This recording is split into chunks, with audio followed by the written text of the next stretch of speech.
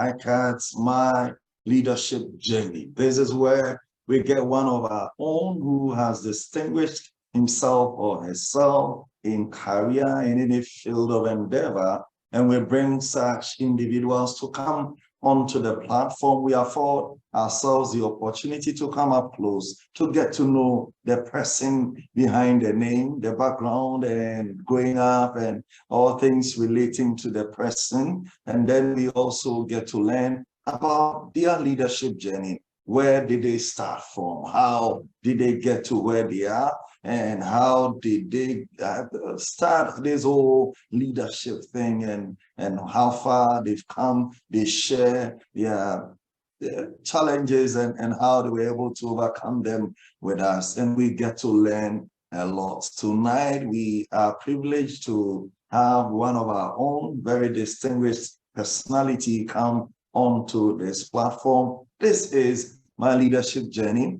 And tonight we are privileged to have Gloria Bentil Mensah, who is coming on. She is the president of Asanko Women in Mining. And this evening, we are privileged to have her, and she graciously accepted to come and to share her time, to share her knowledge, and to share her experience with us. It's a privilege to have her accept to join us at such a time. CAD is a limited liability firm. We do training, we do coaching for leaders, business executives. We organize and facilitate workshops and training programs that talk about leadership, emotional intelligence, communication skills, other soft skills like that. We also coach business leaders, executives who want to grow their leadership and raise their level of performance higher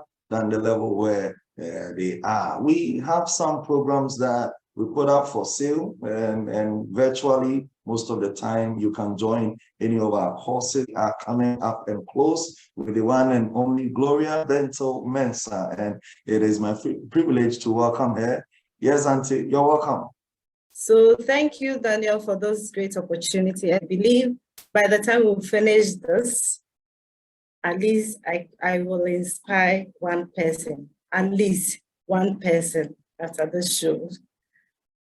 Awesome. You have set yourself on this journey to inspire people. So it's one of the reasons why we invited you to come. I know you have some family members online and some friends as well. We welcome all of them. And thank you very much for joining us. Please, if you are joining this community for the first time, don't let this be your last time. This should be the beginning of your spending a lot of time with the Highcard community. You can be sure that you have a lot to learn if you stick and stay with us. All right, so please, who is Gloria Bentil Mensah? Break it down. Gloria Bentil is my name, just to confirm for everybody to be sure that that is the name you've mentioned. So I'll still confirm that my name is Gloria Bentil. I'm a mom of 3. I'm a wife. I'm a career woman. And I also, on my own small way, try to inspire younger people who are also coming up. I'm also the president of Asanko Women in Mining. I was born in Accra. I grew up in Accra in a very small area called, we started from Kotobabi, but I was so young that I didn't see anything. So all I could remember is we came to Odoko, where we lived all our life till I got married and joined my husband. So I grew up going to school within the area. There's an area called Sakaman. That's where I had my basic education. It's not the very popular schools that you can find within the Dansuman enclave, but at the time it was a very good school. And what is the name of the school?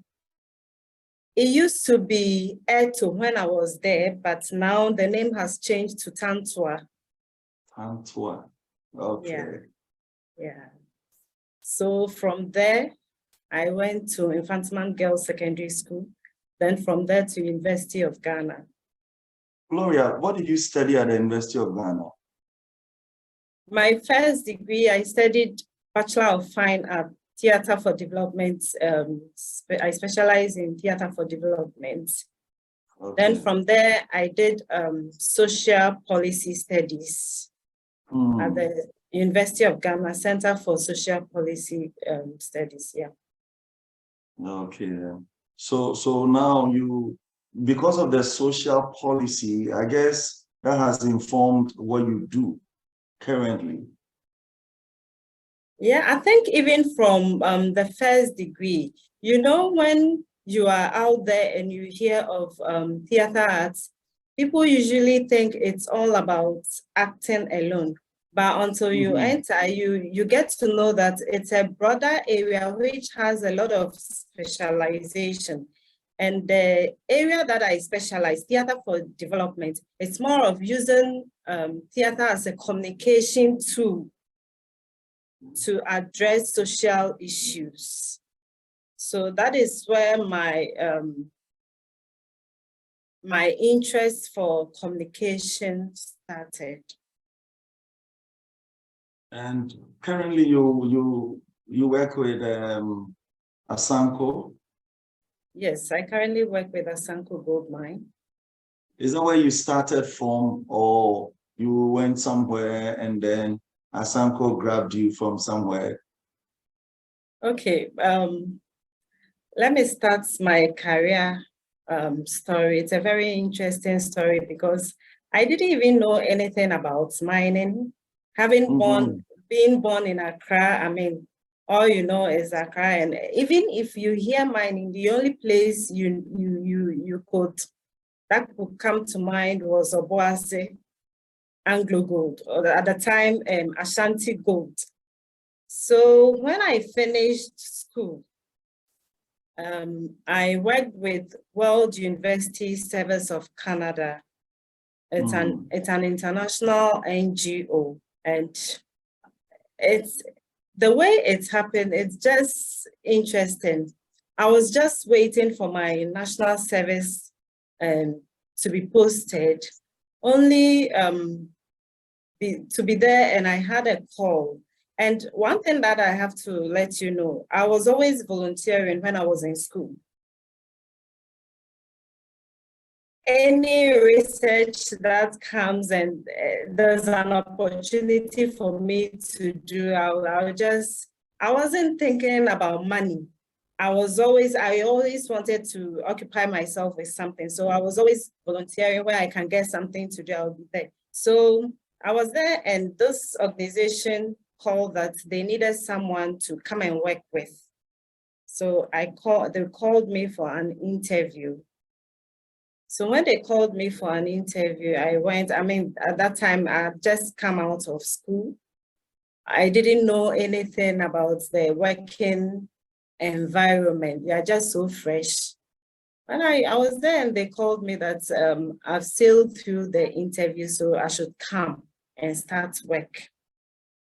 Interestingly, instead of going to start national service, I went straight in to start working, and they went to pay whatever they needed to pay for the national service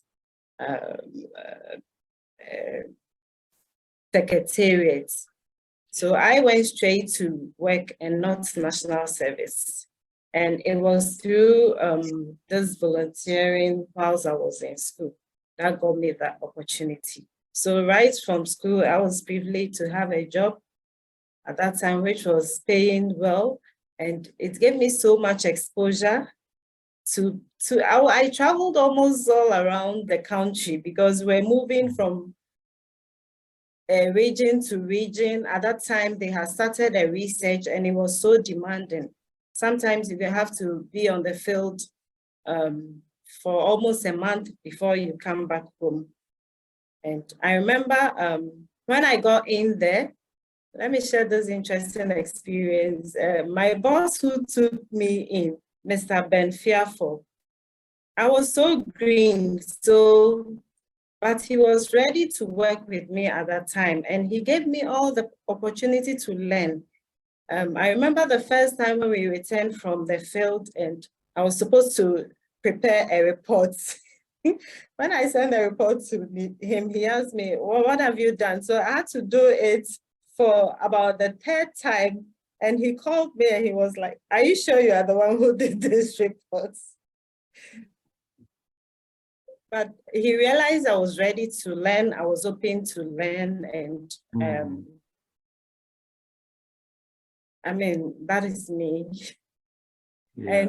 And whilst I was there, I moved to other organizations and Theatre for a Change. I was recommended by the country director of WUSC at that time to go and help a project. And Theatre for a Change, they were located at, I think, somewhere in Labat.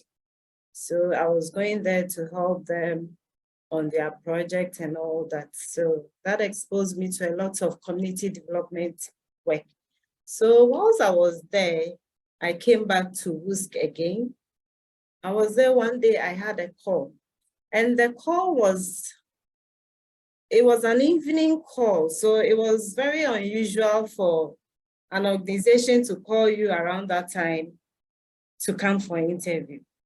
So I asked, I haven't applied for any job. Sometimes when you sit behind the computer, you just type in things you don't even remember. So they said, you applied for those and we are calling you for an interview.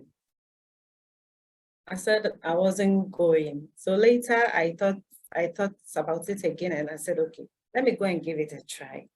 So I was there, they called me to give me the direction to where I was going for the interview. They mentioned Esansi Bonte Fufu. Hey, me, I'm in Accra, I haven't even heard Esansi Bonte Fufu. What are these people talking about? Asking me to travel all the way. When I get to Kumasi, I should pass here. I was like, what is this? Okay, so after the next 2 days, when I was scheduled, I found out the place and I went. So I even went unprepared. It was then when I got there and I said, you know what, you people should show me the washroom to change myself for the interview. And I just did that. So I wasn't even prepared. So only after the interview, after some weeks, I was also at a funeral, a weekend. A funeral in the village, I had a call.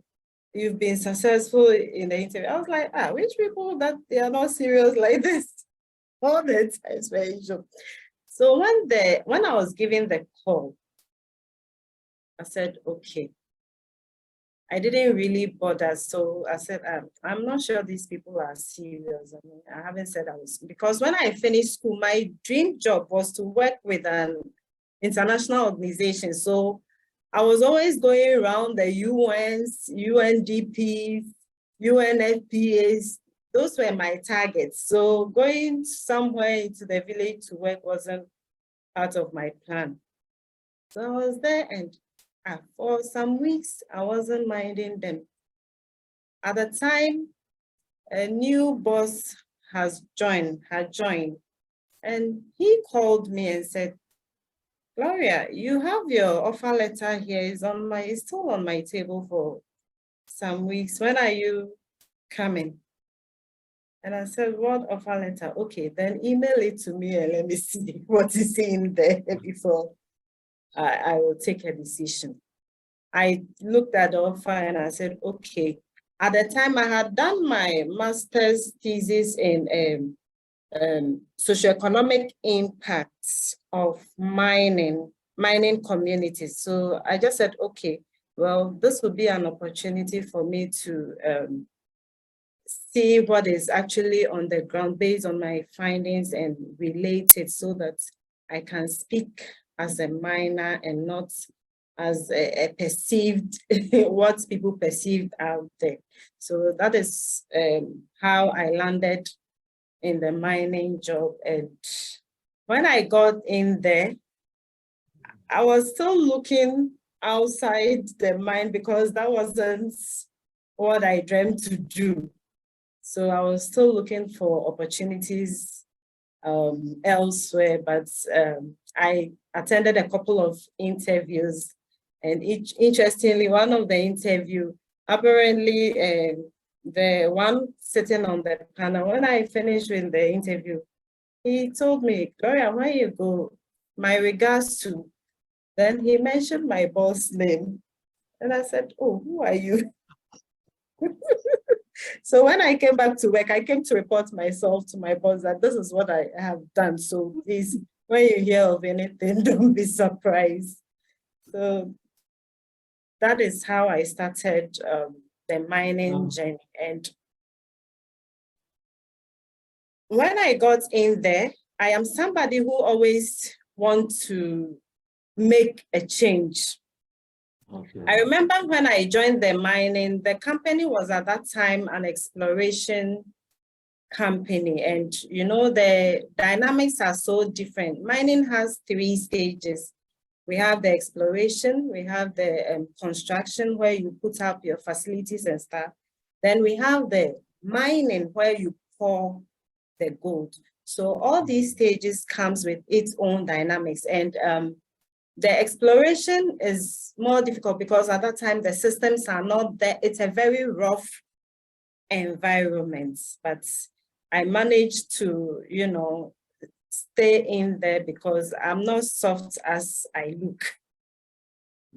I'm not soft as I look, and I always wanted to take initiatives. So, what do you do there? What do you do at Asanko? So currently, I am the Gender and Social Investment Officer. And my role has transitioned over time. Okay. When I joined, I was a community relations, and I transitioned to community development because of my strong background for development. Then in 2020, there was a whole restructuring within the organization. And at the time too, I had advocated, I've done a lot of advocacy for women visibility in the organization, which led to the creating of the gender desk, which wasn't a role that was there. So it is a new role that has been added to what I was already doing. It has now been formalized, and you know, in this day of diversity and inclusion, now it is even a global requirement that you give account of some initiative you are doing to support women in your organization. It also attracts investors as well. So it's an area that has come up strongly, and I'm happy I'm part of the journey.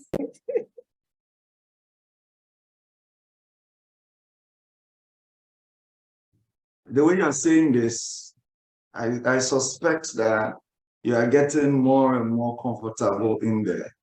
You're enjoying what you are doing. I have the passion, but then I also have a purpose, and I have my timelines. I have my timelines. Sometimes when I think about it, from where we started and where we have gotten to in terms of women issue, then sometimes I console myself that my coming to the mining industry, especially with my organization, had a purpose. And maybe because I haven't finished accomplishing that is why I haven't moved.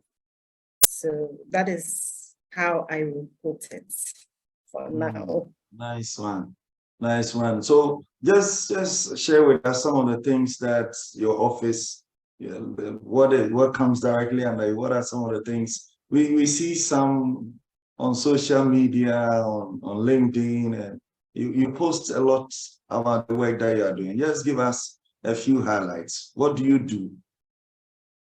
Okay, so I sit with sustainability department. Okay. And when we talk about sustainability, we are looking at the 3 Ps. We are looking at people, planet, and profits.